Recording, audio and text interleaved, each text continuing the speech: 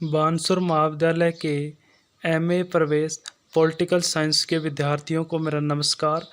आज हम चतुर्थ पेपर में लोक प्रशासन का अर्थ, प्रकृति व क्षेत्र का अध्ययन करेंगे, जिसमें सबसे पहले हम लोक प्रशासन का अर्थ देखेंगे। तो लोक प्रशासन एक संयुक्त शब्द है जो दो शब्दों से मिलकर बना है, जिसमें एक शब्द लोक और दूसरा शब्द प्रशासन। लोक का अर्थ सार्वजनिक प्रशासन या जन प्रशासन से लिया है और प्रशासन का अर्थ राज्य के कार्यों को पूरा करना से लिया है। अर्थात जो प्रशासन आम लोगों के लिए हो वह लोक प्रशासन कहलाता है, जिसके आधार पर यह माना है कि प्रशासन तो व्यक्तिगत और सार्वजनिक हो सकता है, लेकिन लोक प्रशासन कभी व्यक्तिगत नहीं हो सकता है। उसके बाद लोक प्रशासन की परिभाषाएं हैं विभिन्न विचारकों के आधार पर।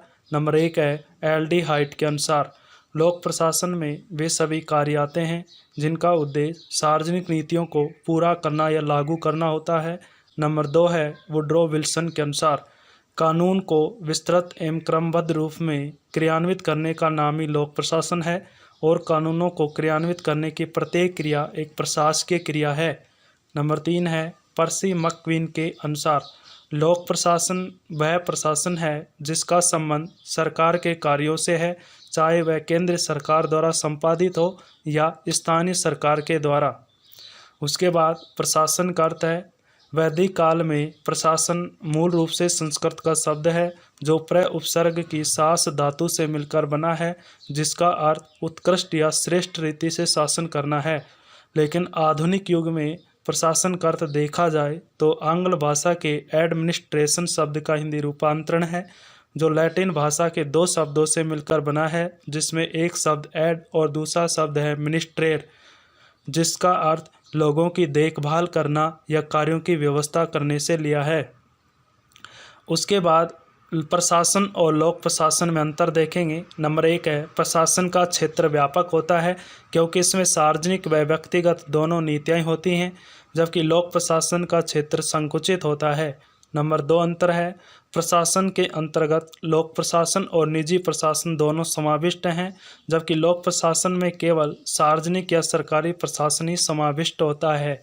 नंबर 3 अंतर है प्रशासन एक सार्वलौकिक क्रिया है, अर्थात इसमें समस्त प्रकार के समूह प्रयत्न को देखा जाता है, जबकि लोक प्रशासन एक विशिष्ट क्रिया है जिसमें केवल सरकारी क्रियाकलापों को देखा जाता है। नंबर 4 है प्रशासन सामूहिक लक्ष्य की प्राप्ति के लिए सहयोगात्मक होता है, जबकि लोक प्रशासन सरकार के कार्यों का भाग होने से सरकार के लक्ष्य एवं उद्देश्य की प्राप्ति में सहयोग करता है। लोक प्रशासन की प्रकृति है next topic nature of public administration. लोक प्रशासन की प्रकृति को मुख्य रूप से दो भागों में बांटा गया है, एकीकृत दृष्टिकोण और प्रबंधकीय दृष्टिकोण। यहाँ पर प्रबंधकीय दृष्टिकोण में लूथर गुलिक ने एक तकनीक शब्द का प्रयोग किया था जिसका नाम है पोस्ड कर्व, जिसमें पी का अर्थ प्लानिंग योजना बनाने से लिया है, ऑर्गेनाइजिंग का मतलब संगठन से है, एस का मतलब स्टाफिंग कर्मचारी वर्ग की नियुक्ति करना, उसके बाद डी का मतलब है डायरेक्टिंग का मतलब निर्देशन करना, और सी ओ का मतलब होता है कोऑर्डिनेटिंग का मतलब समन्वय करना, आर का मतलब रिपोर्टिंग प्रतिवेदन देना, और बी का मतलब बजटिंग बजट या आय व्यय का प्रपत्र बनाना। उसके बाद लोक प्रशासन का जो क्षेत्र है जिसको विभिन्न भागों में विभाजित किया है, जिसमें 1 नंबर है लोक प्रशासन के क्षेत्र का व्यापक दृष्टिकोण, नंबर 2 लोक प्रशासन के क्षेत्र का संकुचित दृष्टिकोण, नंबर 3 है लोक प्रशासन के क्षेत्र का पोस्ट कर्व दृष्टिकोण, नंबर 4 है लोक प्रशासन के क्षेत्र का लोक कल्याणकारी दृष्टिकोण, नंबर 5 है लोक प्रशासन के क्षेत्र का पोकोक दृष्टिकोण, नंबर 6 है लोक प्रशासन के क्षेत्र का आधुनिक दृष्टिकोण। यहाँ पर नंबर 1 में लोक प्रशासन के क्षेत्र का व्यापक दृष्टिकोण समझाया गया है। उसके बाद 2 नंबर पे लोक प्रशासन के क्षेत्र का संकुचित दृष्टिकोण है। तो यहाँ पर इसमें निम्न बातें सम्मिलित की गई हैं संकुचित दृष्टिकोण में। नंबर 1 है लोक प्रशासन क्रियाशील कार्यपालिका का अध्ययन करता है। नंबर 2 है लोक प्रशासन के अंतर्गत सामान्य प्रशासन की सभी समस्याओं का अध्ययन होता है। नंबर 3 है लोक प्रशासन की परिधि में लोक सेवाओं एवं अन्य सेवी वर्ग की समस्याएं जैसे उनकी भर्ती करना, प्रशिक्षण, वेतन, भत्ते, अनुशासन इत्यादि का अध्ययन किया जाता है। नंबर 4 है लोक प्रशासन में प्रशासकों के उत्तरदायित्व का भी अध्ययन किया जाता है। नंबर 5 है लोक प्रशासन के कार्य क्षेत्र में वित्तीय समस्याएं भी आती हैं। उसके बाद लोक प्रशासन के क्षेत्र का पोस्ट कोर दृष्टिकोण है।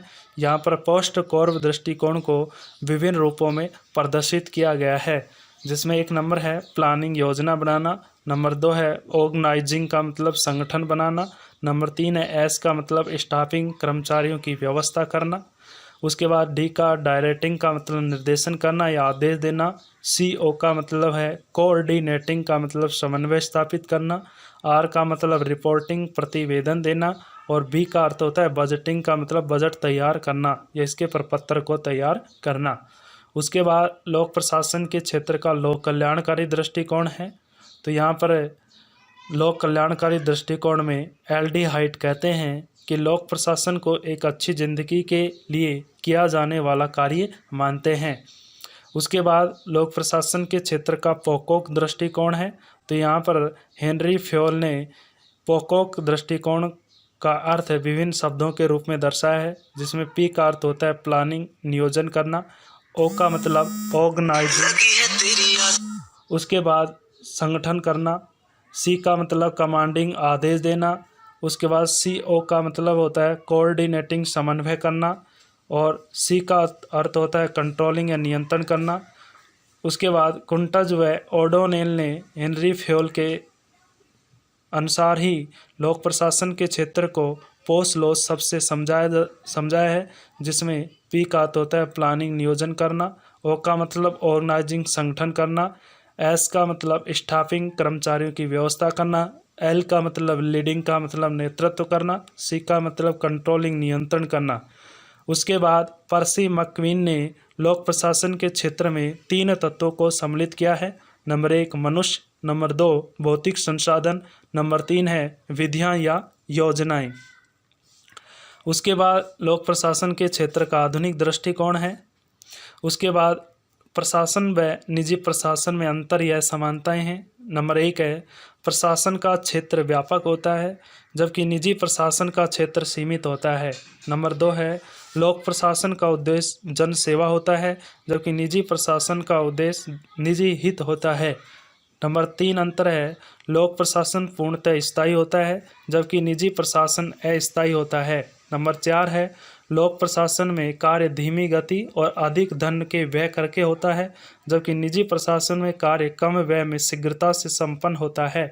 5 नंबर अंतर है लोक प्रशासन की प्रक्रिया खुली होती है, जबकि निजी प्रशासन की प्रक्रिया बंद कमरों में मालिक की इच्छा के अनुसार होती है। 6 नंबर अंतर है लोक प्रशासन का ढांचा संवैधानिक होता है, जबकि निजी प्रशासन का ढांचा असंवैधानिक होता है। उसके बाद लोक प्रशासन व निजी प्रशासन में कुछ समानताएं हैं, जिसमें 1 नंबर है संगठन की आवश्यकता की समानता है। प्रशासन चाहे शासकीय तौर पर किया जाए या निजी तौर पर, दोनों के लिए संगठन की आवश्यकता होती है, क्योंकि मानवीय एवं भौतिक साधनों का उचित है संगठन करके ही लोक प्रशासन और निजी प्रशासन अपने उद्देश्यों को प्राप्त कर सकता है। नंबर 2 है कार्य प्रणाली में समानता।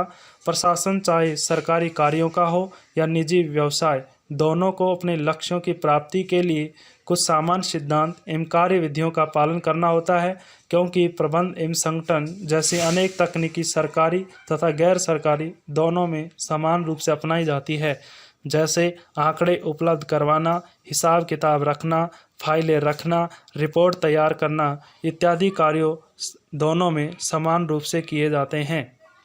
नंबर 3 है जनसंपर्क की समानता। दोनों ही प्रकार के प्रशासन में जनसंपर्क का विशेष महत्व होता है, क्योंकि इसके अभाव में प्रशासन सफल नहीं हो सकता है।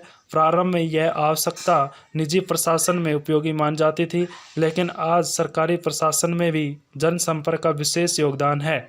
नंबर 4 है जांच परीक्षण की समानता। प्रशासकीय समस्याओं के निवारण के लिए दोनों प्रशासन में अन्वेषण या जांच का विशेष योगदान होता है, जिसके कारण प्रशासन को अधिक क्षमताशील व उन्नतिशील बनाया जा सकता है, जिसके आधार पर दोनों प्रशासन में निपुण कर्मचारियों को शोध कार्य में लगाया जाता है।